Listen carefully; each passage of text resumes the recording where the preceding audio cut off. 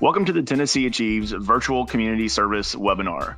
These webinars are designed to provide you, Tennessee Promise students, with an opportunity to learn more about college success tips, careers in your potential field of study, and other topics we think you will find interesting while you are navigating your educational journey. These webinars will also help you complete your community service requirement while it may be difficult for you to do so at this time. A few housekeeping details before we get started. By logging in as a Tennessee Achieves student, we are able to track your attendance and how long you remain actively engaged during the webinar. Once you complete the webinar, you will automatically be given credit for 1 hour of community service. We will track how long you watch, and if you do not watch the webinar in its entirety, you will not receive credit. You do not need to complete the community service form for these webinars. Tennessee Achieves will log your hours for you. Tennessee Achieves staff and partners across the state are providing important insight and information we think you will find entertaining and informative. We hope you enjoy this new series of webinars. Welcome to the Tennessee Achieves Virtual Community Service webinar. Today we are talking about connecting with your Tennessee Achieves Complete Coach. We have 3 of our coaches on the call today. We have Chastity Robertson, Ellie Sieverman, JC Skelton, all joining us today. Team, thanks for being here. Of course, thanks for having us. So today thanks for having us.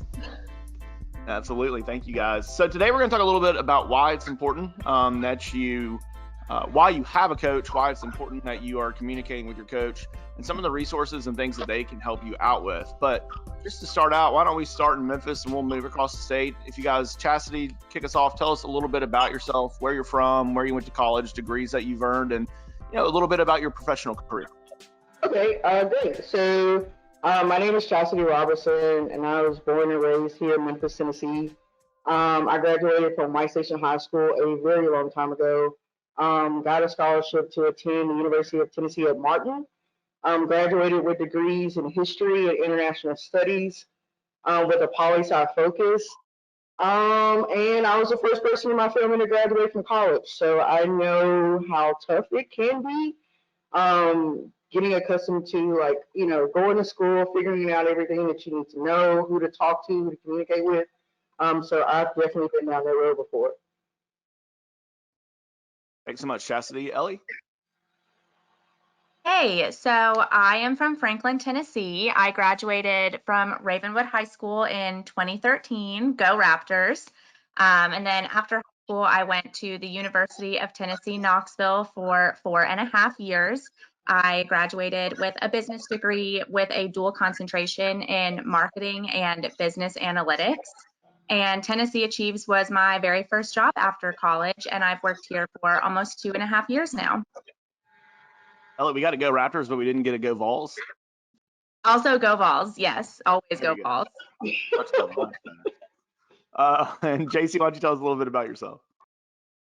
Hi, everyone. I am from Erin, Tennessee, which is a pretty small town about an hour outside of Nashville. I went to Houston County High School, which is a pretty rural high school. I graduated with a class of 100, so I'm pretty used to the more rural part of Tennessee. I started my college career at Auburn University in Alabama. I went there for about 2 years, and then I came back home and graduated from the University of Tennessee. So I finished out my last 2 years there. I graduated with a bachelor's in political science, and this is, like Ellie, my first job outside of college. I have been working here for a little less than 2 years now, and it's been a great experience. Well, thank you, all 3 of you, for being here today. I'm really excited about this webinar as we talk about all the different resources that you provide to students and the benefit of students having access to you and working with their coach. So, Chastity, why don't we kick it off with you and talk about what can students expect from you as their coach? Yeah, so constant communication. We're constantly sending reminders about Tennessee Promise requirements and other important college milestones that students should be working towards. But then that communication goes both ways. So I know when I'm working with my students, I always let them know that, hey, if you have any issues of any kind, please let me know, get them on my radar. But I'm reaching out to students weekly just to check in and make sure that they're okay and to answer whatever questions that they may have. So that open line of communication is very important when working with students. So I try to maintain that open flow of communication at all times, just in case there's ever an emergency or if students need anything or if they have questions late at night. Yeah, just open lines of communication with students. Sure. And Ellie, what would you add to that? Yeah, so kind of staying with this idea of consistent communication, I think one thing that is super important is please don't be scared to call any of your coaches on the phone. A lot of times, the things that we talk about can be a little bit confusing when it comes to just the college going process or the ins and outs of financial aid. And I know sometimes it can be more comfortable to talk over email or text message, but sometimes it's a lot easier to get the full picture when you're talking to us on the phone. So sometimes we may reach out to you in order to, just better explain something that's going on. So I guess a piece of advice would be please feel free to talk to us on the phone, but also let us know when you have questions. So everybody should be getting emails from your coach weekly, and sometimes you get text messages from us too. And it's a two-way street, like Chastity was saying. So you can reach out via any of those channels and it'll come directly to our inboxes. So even if you have a question that has nothing to do with the Monday email content, you can always just reply there and we're happy to help you out in any way that we can. Yeah, JC, what do you think? I think that everything the other two coaches have said is absolutely true. We really are just here to help you. We want to be supportive of you and your goals, even if they aren't school-related goals, in whatever way that we can. So we're always happy to answer your questions. We're always happy to help you in any way that you need from us. So it's just really important that students let us know exactly what it is that they need from us. If we are not hearing from you, we won't necessarily know what it is that you're needing at that moment. And I know that financial aid and colleges can just be a little bit scary to navigate, especially if you don't have someone to help you do that. So we do have working relationships with the colleges and with staff on the college campuses. So we can connect you with the right person to talk to if you're not sure who to talk to at your own college. So we just want to kind of be that bridge between Tennessee Achieves, your scholarship, and the college that you're attending. And we're happy to help you in any way that we can. Chastity, I want to talk to you specifically about the support piece and the advice piece. As the first person in your family to go to college, how do you think that shapes the way that you approach your role at Tennessee Achieves when you're working with specifically first generation college goers? I think it's very instrumental. I know we as coaches, one of our, tasks is to provide support for students, but a lot of the students that we are working with are first generation students. And like Ellie said before, college can be very intimidating for those students. So being that support piece, being that person that's willing to like hold the student's hand through this college going process and to ensure that they, make it to graduation. I know support for me was my mentor in college, and her just being there, being available to answer whatever questions that I had. Whenever I received documents from the financial aid office, like Jason said, like those documents were incredibly confusing. So just knowing that I could go to her and sit down and discuss whatever I needed, whatever issues I had, and then her just being there as a support system. So providing me with whatever encouragement that I needed at the time. So I always tell my students we always tell our students that we were like horrible math students growing up. So just, saying, hey, you got this when you have a college algebra test the day of, can go a long way for, the students that we serve as a population. Yeah, and Ellie and JC, I'm gonna ask you guys to take your own kind of spin on this. As fairly recent college graduates yourself, just a couple of years ago, you were sitting in the seat of where some of your students are today.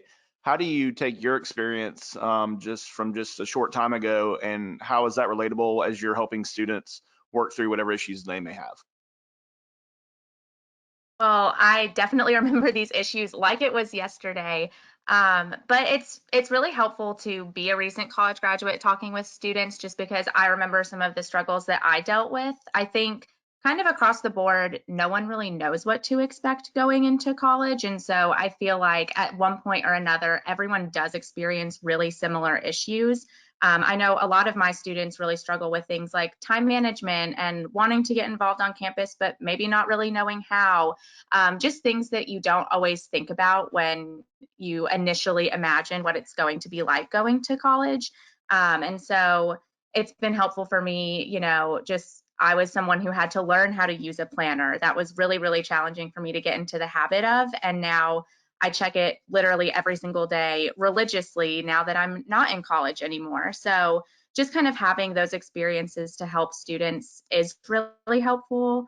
And even like I was talking about campus involvement, it's something that maybe isn't necessary, but it's a big part of the college experience. And so just kind of having that in my back pocket too, like, okay, well, this is what I did to get involved. Does that sound like something you'd be interested in? Can just kind of, get the ball rolling and get students to think of ways that they want to get more involved on campus outside of just academics. Yeah, very good. JC, do you have anything to add? I think for me, I'm not super far removed from college at the moment, of course. So it's really easy for me to go back to those experiences, put myself in my students' shoes since I was in their shoes not too long ago. It's really helpful to have my recent experience to sort of help answer their questions, guide them down maybe a better path than I took myself, and just be there to support them because I do understand what they are all going through.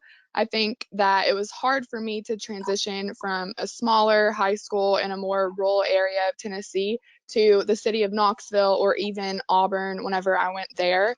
So I can definitely help a lot of my students make that transition a little bit easier for themselves. That's good. We've talked a little bit about what the students can expect from you. So why is it important that they are connecting with you? JC, you want to go first this time? Sure. I think that it is important just to have that extra layer of support. We've been talking about how we are there to answer their questions, and I think it can be intimidating to reach out to people you don't know super well. So, as we build relationships with students and get to know them throughout their college career, I think that that makes it a little bit easier for us to sort of know what they need and how we can best help them, and for them to just have someone that they feel comfortable reaching out to on a regular basis to ask those questions, to get advice from, so we can help make their college career as smooth as it can be. I think that just reaching out to us if they need us is super important. We have talked about that quite a bit, but we are really ready to be available to them at any time. And the more that we get to know our students, the easier it is for us to be that for them. Yeah, one of the things I really like that you guys put here on this slide is this understanding milestones. Ellie, can you talk a little bit more about that? Sure. So, obviously, there are lots of different steps that come with going to college. It's not just, when you're in high school applying and enrolling in your classes. There's still lots of things you need to do each semester to make sure that you're staying on track to graduate on time with the degree that you want. And so, by students communicating with us, we're able to help you guys stay on top of all the milestones that you have coming up. So, for example, there's registration dates each semester, and yeah, registration opens, for example, this spring on April 6th, or for the summer semester, but you want to make sure that you're getting enrolled in classes in a timely manner. And if you're talking to us and keeping that line of communication open, we can make sure that you are doing these things on time, so you're not, you know, scrambling to get into classes at the last minute. I know that, financial aid and verification is something that lots of our students deal with. And, staying in touch with us, making sure you're responding to our text messages or asking these questions can help us determine, whether or not you do have additional documentation you need to provide. A lot of times, I think students can see these reminders and be like, oh, I think I've got this complete. I'm definitely guilty of doing that myself from time to time. But if you're unsure, it's super important to ask. Sometimes people, see things about the FAFSA and they're like, oh, I filed this back in February, I'm good to go. But sometimes it's better to just ask, hey, have I been selected for verification? Can you see anything on your end? That way we can go ahead and get the ball rolling to make sure you meet that milestone on time and you're on track to get your funding, get into classes, stay full-time, and meet all of your Tennessee Promise deadlines. Yeah, there are just certain things you have to do if you want to go to college, right? Yeah, exactly. Chastity, talk to me a little bit about goal setting. We recorded another webinar in this series with two of our board members and our executive director, and they both talked about the importance of setting goals. Why do you think that's so important, and how can you help students with that? Yeah, so coaches generally just help students set personal, academic, and career-focused goals. And then our job as coaches is to ensure that, these students are meeting those goals. We understand that students are in college and like you may hit your first nursing class and you don't like the class or you want to change your major, and we can help you guys with that as well. But having those goals is very important because you need to know the steps to take to meet those goals. So like when we first introduce ourselves to students, we go over personal expectations and personal goals that they may have academically. So for example, I can meet a student and that student says, well, I want to finish the semester with a 3.0. And through our conversations that we have, we see that the student is not necessarily meeting those goals. So then we have to, let's say, like change gears. So maybe we need to incorporate tutoring. Maybe we need to incorporate one-on-one sessions with our professors so that that student can meet that goal of meeting a 3.0 at the end of the academic term. Yeah, I think it's always important to work with the end in sight. Randy, our board chairman, this in our previous recording, talked about setting big goals that are somewhere between unimaginable and attainable. And I think for college students, the attainable is graduating, right? But setting those GPA benchmarks and making progress towards graduation is really important. I think we also know, all of us on this webinar have been to and graduated from college now, and I think we all know that, and anyone that goes to college knows that at some point in time it gets really hard, right? Maybe I was a bad math student, and math tests were always hard for me, caused a lot of stress and anxiety. Some students aren't great writers. Other students have issues going on outside of the classroom that can make it really difficult in the classroom. So JC or any of you can tackle this question if you would like. But what are some of the tips you have for those students and things they can do to maybe relieve some of that stress and anxiety that comes along with being in college? I talked to quite a few of my students about getting involved on campus. It might seem scary at first, but I think just having an outlet that is just pure fun to you and you're surrounded by people who are maybe interested in similar things as you, even if it's not necessarily an academic club or something like that, there are a lot of just really fun clubs and ways to get involved at your college that makes it a little less scary. You've got familiar faces that you might see around campus from then on, and you just have like a fun way to get involved, learn something new about your campus, and kind of plug yourself in that way. I think that does help just make it more fun in general, but then in turn does relieve some of the stress about maybe going to campus or not knowing anyone or different things like that.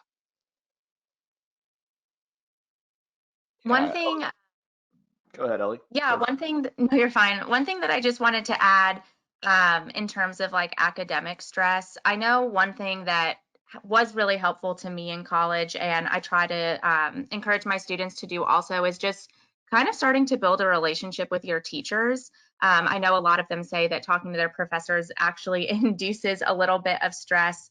But when it comes to feeling anxiety about upcoming assignments or tests or even passing a specific class, being able to have that conversation with your teacher can be extremely helpful.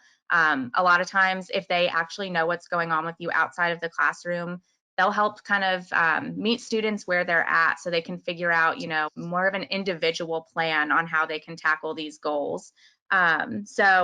Just building those relationships with teachers can kind of allow them to understand expectations, but also feel less intimidated when, they do have to ask for extra help or go visit them during office hours, or even just, get confirmation on what this assignment actually means. It's just a little bit less scary, and it can make the academic side of things a little bit easier. Yeah, I think that's really good advice, Ellie. We've also recorded a webinar with 3 college professors that talk about the importance of getting to know them so they can help you out if you are struggling or continuing your education and you need those letters of recommendation. Anybody else want to tackle anything related to this while we're talking about why it's important to connect with your coach? Anything you Yeah, think we should one do? more thing, Graham. So I think also building and creating study groups amongst your class. So I know, Graham, you mentioned earlier, and I mentioned it, that like, math was always difficult for us. But creating a study group amongst yourselves in your math class or whatever class you're struggling with would be best. Not only does it build cohesiveness within your class and like you get to, know other people in your class, but you also it adds an additional layer of support for those students who are struggling. So you may catch something in your notes that another student doesn't catch, and you guys working together. It's just a good way to build camaraderie and the extra layer of support that a lot of these students need. Yeah, I think that's really good advice, Chastity. I mean, getting involved on campus, and I think a lot of people have a misconception that our community colleges in Tennessee are these small places, but Southwest and Pellissippi each have like 10,000 plus students, and the more connected you are to campus, the more it kind of shrinks down and feels comfortable. So let's talk a little bit, and you guys have talked a little bit about this on the next slide that you created for us. Other things you talk about with other students, and some of you have talked about some of these things already, but any of you that want to elaborate any more about any of these topics? I Sure, I definitely can. think, go ahead, Ellie. Sorry, JC. Uh, Yeah, I can talk a little bit about time management because, like I said a little bit earlier, this was something that I really struggled with in college. And so I try to do my best to give students all different options when it comes to time management. And we hear time and time again from our students that this is one of the biggest challenges that they all face, regardless of your background or what part of the state you're from. It seems to always be something that everyone's having to deal with, whether it's balancing, school work and their personal life, or even just figuring out how to balance all their different classes together. I think that, we're always talking about things like a planner or Google Calendar or setting reminders on your phone. We talk about a lot how, not it's not one size fits all when it comes to time management. So when you talk to your coach about these types of things, we can kind of help you guys determine a plan that works the best for you, not necessarily, oh, just go ahead and try this. We can also help you guys set realistic schedules. I know that Chastity and JC both touched on this earlier. As we get to know you throughout the semester, it makes it a lot easier for us to give you specific advice that is going to be helpful to your schedule. So if you kind of fill us in on, what your work schedule looks like, how many classes you're taking, what is giving you the biggest challenges, we can help you guys set tailored schedules to really help focus on what is going to help you be a successful student. And obviously, time management is super important when it comes to just keeping track of all of your assignments in addition to anything you've got going on outside of the classroom. I feel like most of my conversations with students always end up talking a little bit about time management and either how they're doing or what goals we can set to get there. Yeah, I agree with Ellie for sure. I was going to mention some things about time management just because I know that a lot of my students right now are really struggling with the time management aspect because most colleges have fully online classes now. So it is a lot of the students kind of creating a new schedule for themselves, figuring out what works now. So that has been a big stressor for a lot of my students at the moment. I think too that college specific assistance is really somewhere that a coach can be helpful. We do know the colleges really well and what pieces of help and advice different people on campus can give you, or different things that can be specific to your needs. A lot of students know about different resources on campus, like the tutoring center or the writing center or the math lab and things like that. But there's so much more that can be a huge help to students on a college campus. It is different at each college, but the coaches know specifically where they can send you for help. If that is things like at Pellissippi State, a lot of students don't know about the counseling center. They kind of write it off and think that it's sort of like a health counseling type thing, but they actually do so much more. They have time management counseling, and for students who are bad at test taking, they talk about anxiety with test taking and sort of coach students through that. So there are a lot of things available to students that they may not know about, and we can sort of help with that. Chastity, you have anything to add to this topic? Yeah, so I think academic support is incredibly important for a lot of students. I know that when I was going to school, I was afraid to ask for help, especially my first 2 years of college. I didn't know where tutoring services were located on campus until my junior year. But I always encourage my students to go to tutoring, especially for those students who are finding it difficult to write essays or complete assignments or are struggling in their math class. College algebra, like I said before, is very difficult for a lot of the students that we work with. Um, so encouraging them to go to tutoring. Many students that I work with, they are nervous and very apprehensive about asking for help. I remember back in November, one of my students who wanted to end the semester with a 3.0 GPA, but she wasn't doing well in her psychology class. I literally held her hand to go upstairs to tutoring services on one of the campuses. And I think that's why coaches are here. Coaches are here to hold these students' hands, to make sure that they are responsible enough to go out and do what they need to do in order to meet these goals that we set at the beginning of the semester. So I know I work with students and they're saying that they're struggling in one of their classes. And I say, okay, well, how do you guys generally study? And they say that they're, either they have Netflix on the background or they're blasting music. And it's like, okay, well, we need to develop better study habits. So then we, as coaches, offered various suggestions for students to, practice better study habits. You can't study for 100-question medical terminology exam with Netflix playing in the background. So we always encourage our students to ask for help, whether that be coming to us for suggestions and tips and things like that, or even just going directly to tutoring services for that one-on-one support. And I know now a lot of these classes are online, but many of these colleges across the state, they have adopted online tutoring programs. So I know we as coaches, we've been encouraging our students to check out these online tutoring programs for that additional support that they may need during this, time. I feel like in each of these topics, we've all been mentioning, we're here to help all of you students reach goals, but we're also here to help students set their goals too. Just this past month, I met with a bunch of my students in person on campus, and that's pretty much all we did. We set a bunch of different goals for the semester. Some of them were strictly academic based, like Chastity was talking about. We figured out what GPAs they wanted to get, what they were going to do to get those GPAs. But we're also here to help you guys make goals that just help make this college experience a little bit easier. A huge handful of my students had budgeting goals that they wanted to make. They had a certain amount of money they wanted to save this semester, a certain number of hours that they wanted to balance at work with their school schedule.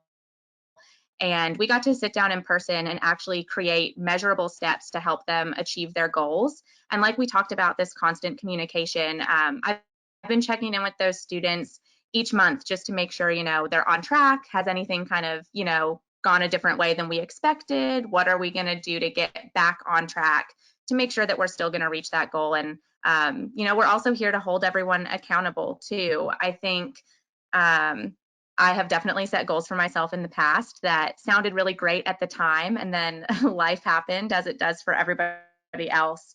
And it turns out I didn't end up reaching my goal. So as a coach, I also make a point to reach out to my students and just make sure, hey, you said that you were going to go to biology tutoring once a week. Have you been holding yourself to this? And if not, what's holding you back? Why are we not going, and what can we do to get you there? So we're here to help keep everyone on track and make sure they're reaching their goals, but we can also help you set them if you're not really sure, what you need to be focusing on at this point in your college career. Yeah, I think that's all really good advice. Let's talk a little bit more specifically about this current time that we're in. We have students that are learning how to navigate online coursework. We have high school students that are not in school and maybe using some resources online. What are you guys hearing from students right now, and what advice do you have for them?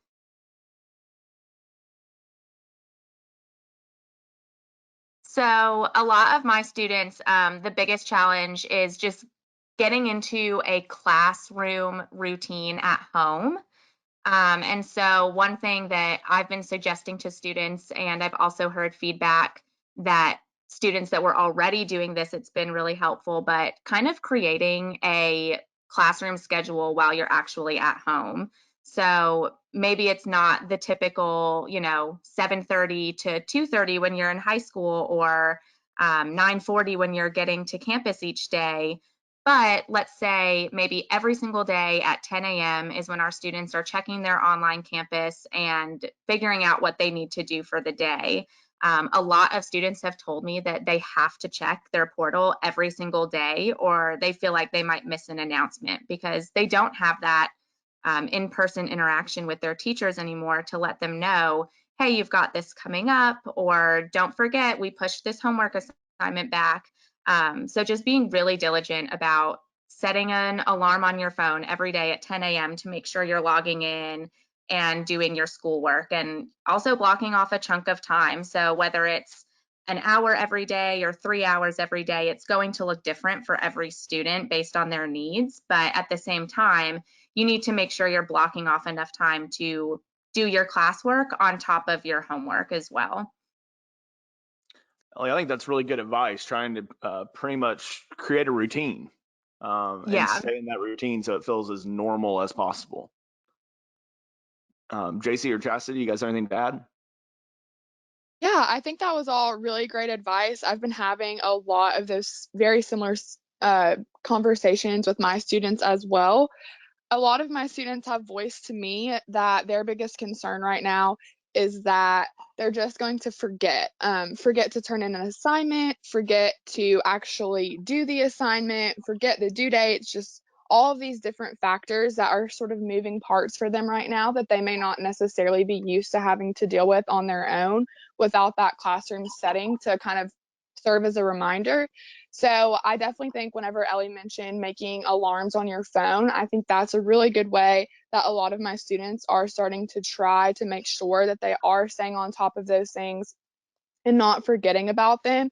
A alarm on your phone is going to be like a physical reminder that you're going to hear, you're going to see. You've always got your phone with you, especially now that most people are at home almost all the time.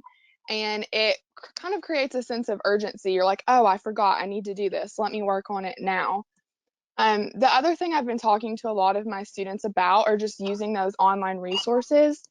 There's Khan Academy, there's other great kind of tutoring resources that you can use on the internet to help you with things that you may not be understanding, or if you need a different way to sort of learn things. And a lot of colleges too are trying virtual tutoring, which is great. So I think even though you're at home and sort of in a different atmosphere, still using those resources that are available to you will be important for the success of all students. Yeah, I think that's really good advice. Chastity, are you hearing anything over and over from your students in Memphis? Yeah. So mainly it's the students who, like Ellie said, sleep until 10, and then they decide to get up and do their class assignments. But a lot of those students feel overwhelmed with the number of assignments that they have because everything is available right in front of center that they see every day of what they have to do. So I know I've been working with a lot of my students setting up Google reminders on their phones, like Ellie said, so those alarms really work. And then I've also been encouraging students to be interactive with their professors during those online class settings. So many of the professors in Shelby County at Southwest are using Zoom or other online platforms to communicate and engage with their students. So I've been encouraging many of my students to just be incredibly participatory in those classes. Asking questions, raising their hand, um, and things like that to have some sense of normalcy with everything that's going on. So that has been really helpful. I actually heard back from a student this morning who said that she asked a question in her dietetics class, and it went over well. And a couple other students in the same class on Zoom had that same question. So they were able to link up and support each other last night while completing their assignment. So I've just been encouraging students to create those reminders on their phone so that they don't miss anything, but then also trying their best to remain engaged with their class as well as their professors. I agree, Yeah, Chastity. I think the classroom engagement piece is really important. I've also been hearing from a lot of my students just very specific questions they have about classes that unfortunately I won't know the answer to because I'm not participating in that class myself. So just like you were saying, Chastity, feeling comfortable asking the questions in the classroom, but also feeling comfortable to email their teachers through whatever online platform their college is using is going to be super important because they're not going to have that opportunity face to face, and not every classroom does get the chance to meet on Zoom each week either. So just kind of, getting out of your comfort zone and sending that email to your teacher, even though it may feel a little nerve wracking at first. They understand that this is a big transition and it's not necessarily what everyone signed up for. So they're definitely on the lookout for these types of questions and diligently checking their emails too. Yeah, I think that's really good advice from all three of you there about for students in these times that are really uncertain. You know, it's uncertain for students, it's uncertain for us. And so the more connectivity you have, the more of a schedule and a routine. I think the more successful our students are going to be. So I think that's really good advice across the state here from all three of you. On your next slide, you talk about some frequently asked questions. How do students know who their coach is? Why aren't they receiving communication? I guess it is now might be a good time to mention that Chastity, Ellie, and JC are not our only three coaches. There are several more coaches, about 12 more coaches around the state. But if somebody wants to jump in here and tackle some of these, please jump right in. I think that it's important for students to know that we reach out to you based on the information you provided whenever you applied for Tennessee Promise. So obviously that can change if you graduate from high school and you no longer have access to your high school student email. Maybe you made a new one or don't use your old email as much. If you find that you're not receiving Monday emails or text reminders from Tennessee Achieves, we probably have inaccurate contact information. So it's always important to let us know whenever you change your email or you change your phone number so we can get in contact with you and you are getting those reminders for all of our deadlines and all of the important information that you need from us. So if you ever need to find our contact information in order to update yours because you don't have it and you haven't been receiving any communication from us, you can always find every single staff member's email and phone number on our website, which is tnAchieves.org. So you can always reach out to anyone who works at Tennessee Achieves, and they would be more than happy to update your contact information for you. Yeah, and determining who your coach is pretty simple.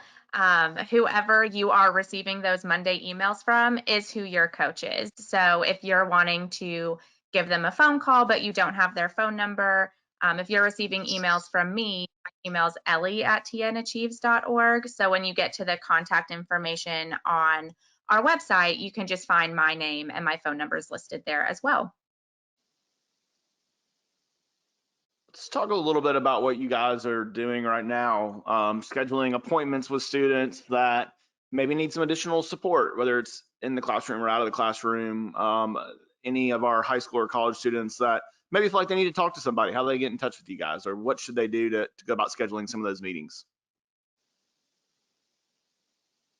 So in those Monday emails this past week, we actually sent out a form that students can fill out in order to schedule those appointments. It's really simple. It's pretty similar to when you would submit community service. Students, the first part of the form is just filling out their first and last name, date of birth, and last four of social. And then once you're in, it'll basically give you a full calendar for the month of April, and you'll be able to see all of our available time slots. So if you wanted to talk on the phone on Friday and figure out, basically anything, like you were saying, whether it has to do with school, outside of school, if you're just needing some additional support or have any questions, you can pick a time that works for you, and you can pick the best method of communication too. So if you would prefer seeing us face to face, we have lots of different avenues. You can FaceTime, we can use Zoom, we can use Google Hangout, all different platforms, or you can schedule just a phone call as well if you're more comfortable doing it that way. And then once you've got that on our calendar, we will reach out to you. So it's super easy to get in contact with us now. And especially in these uncertain times, we want to be more available than ever to help answer these questions. Great, Ellie. Thanks for walking us through that. Yeah. All right, guys. Does somebody want to add something? Okay, or is that Ellie? All right, guys. Let's talk. We end all these webinars with 3 questions across our panelists.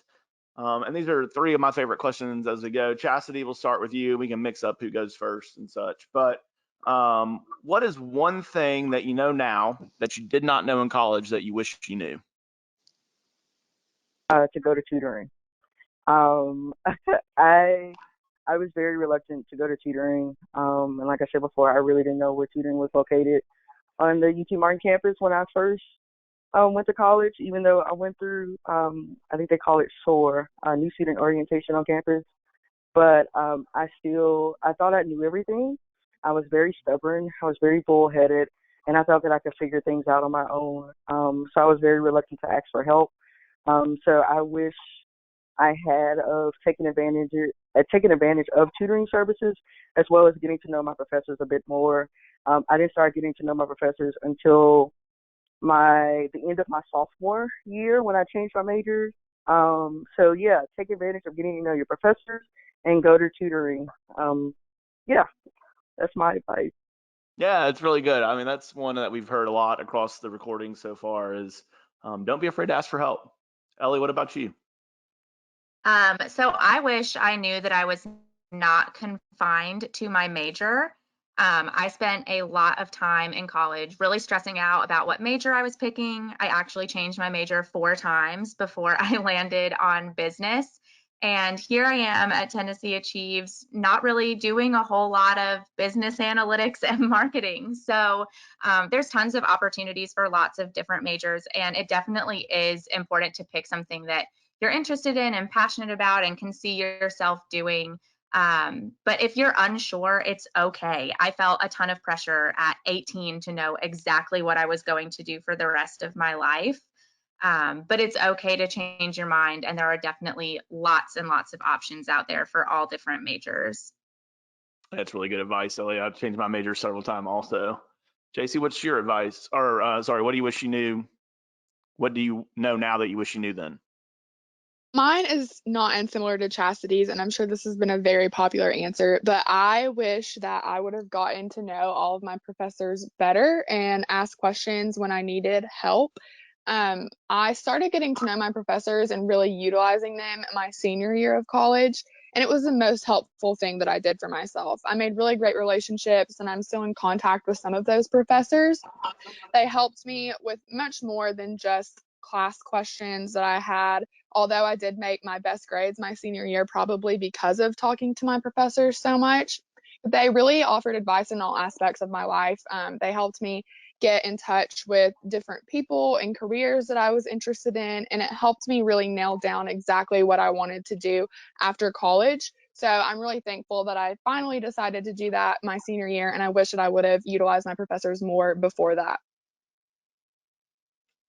I feel like the same. I was told for 4 years to get to know my professors, and I waited until the very end of my college career.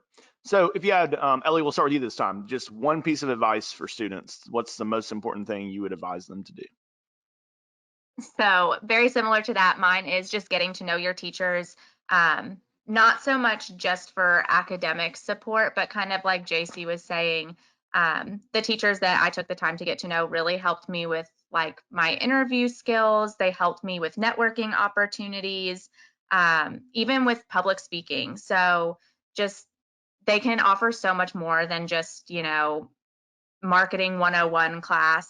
They can really help shape you into a professional individual and help you, further your career outside of the classroom and get you some connections. So I think my biggest piece of advice is just being comfortable talking to them and getting to know them more so than just asking questions about your specific class. Really good advice. JC? I think my biggest piece of advice is to just get involved. That's going to look different for every single student. Some students are going to get involved by going to tutoring and getting to know classmates there, or joining a club or studying abroad. There's so many different ways that you can get involved. And I think 80% of my best college memories have to do with something that I did outside of the classroom. It makes college more fun. It connects you with people that you will be friends with for the rest of your life in some cases. And even just different connections that can help you make college a little easier, a little more fun. And you can find out things that you didn't know before through getting to know all these other people. Yeah, that's really good. Chastity, what about you? I think it's the same as both Ellie and JC. I know that if I didn't take the opportunity to get to know my professors, I probably wouldn't have made the connections that I made when I was in college or had the opportunities. Like being a history major in Northwest Tennessee, is just it's very fun and entertaining and very exciting. And I wouldn't have, like JC said, I wouldn't have had those experiences if I didn't take the time to get to know those around me, and take advantage of those exciting opportunities. It's really good. This is my final question, and is my favorite question. JC will let you kick us off here. But if you did not work at Tennessee Achieves, if money and time and talent wasn't an issue, if you could do anything in the world, what would you be doing? I'll give you an example. I always say professional golfer, but I just don't have that ability. So, unfortunately, that's not going to work out for me. But what would you be doing right now? This is a hard question. Um, I originally, as soon as I graduated from college, I joined the Peace Corps. I just love traveling. I ended up getting sick and I wasn't able to complete my time in the Peace Corps. But I definitely think I would have to do something like that, sort of giving back to those around me. And it would have to involve traveling because I do love getting to know different cultures and going to different countries. So I don't have a specific answer for you, but something that involves traveling and giving back for sure. Yeah, I understand. That sounds great. Chastity, what about you? So mine is kind of nerdy. So if I had the height, I would definitely play for the WNBA. But since I don't, I would teach public high school history lessons out of the African American History Smithsonian out in DC. So like my dream job would be to go around to all the high schools in the area and teach very intentional lessons, from the African American History Smithsonian. Very cool. I like that. Ellie, finish us strong here. If you could be doing anything else, what would you be doing? Okay, so I am a huge, huge animal lover, but I'm terrified of blood and needles, so I could never be a vet. So if I could do anything else, I would open my own like animal sanctuary and I would rescue animals from kill shelters and give them a safe place to, just run and roam and be happy. And I could get all the animal snuggles all day, and hopefully, rehome them to someone else who could give them a family to take care of them as well. But just save all the animals from kill shelters. Dream job. It's a very noble cause. I think I know a few other people that would like to do something like that. All the animal snuggles. That was a good way to end. Well, I want to thank Chastity, Ellie, JC. Thank you all for being here today and making the time to record this webinar today about connecting with your coach. Yeah, thank you. It's been fun. No problem. For all of our students, thank you for tuning in. We've got a little bit more information for you about how to make sure you get credit for this webinar kind of towards your community service. But I hope that you learned something and know that our staff is always available to you. Our coaches are always available to you. And that it is our job to make sure that you're successful in college. And so I hope that you found this webinar to be helpful and useful. Maybe put a face with your coach. Maybe you hadn't met them in person yet. And hopefully you took some things away. I think their advice was really solid and really good. Thanks for listening. We hope that you will continue to watch some more of these webinars at www.tnAchieves.org. And we hope you have a great day. Thank you for watching this installment of the Tennessee Achieves Virtual Community Service webinar. Your attendance will be automatically recorded and your 1 hour of community service is being credited to you. Please click Submit on this screen to ensure that your attendance is recorded for you. For this community service opportunity, you will not need to complete the community service form. We hope you found this opportunity to be engaging and informative. Please watch more of this series by visiting www.tnAchieves.org. We hope you have a great day. Thank you.